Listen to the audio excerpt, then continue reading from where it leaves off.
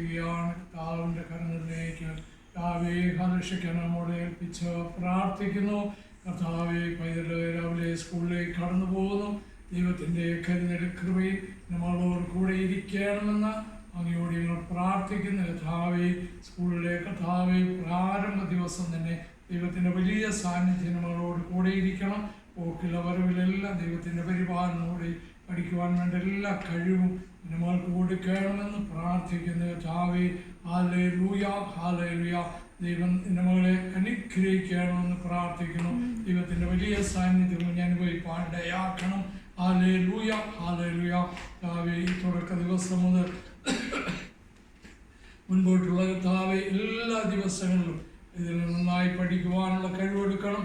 ആരോഗ്യത്തോടെ ആയിരിക്കാൻ സഹായിക്കണം. കർത്താവെ രോഗമോ പ്രയാസമോ ബുദ്ധിമുട്ടോ ഒന്നും ഉണ്ടാകാതെ കർത്താവിൻ്റെ രക്തത്താൽ ഇതിനെ മുദ്രയിട്ട് പരിപാലിക്കണമെന്ന് നമ്മയോട് ഞങ്ങൾ പ്രാർത്ഥിക്കണം. കരങ്ങളിൽ ഏൽപ്പിക്കുകയാണ്. കർത്താവിൻ്റെ കൃപ കൂടെ ഇരിക്കണമെന്ന് പ്രാർത്ഥിക്കുന്നു.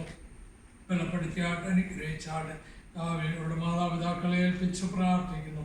ദൈവകൃപയിൽ അവരെ സൂക്ഷിക്കണമെന്ന് പ്രാർത്ഥിക്കുന്നു.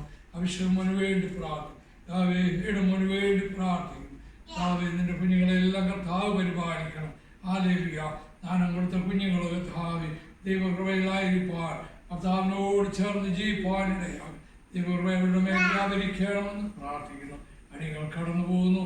കൃപ കൂടെ ഇരിക്കണം, ബലപ്പെടുത്തണം. പ്രാർത്ഥനകളായ വായിക്കുന്നു.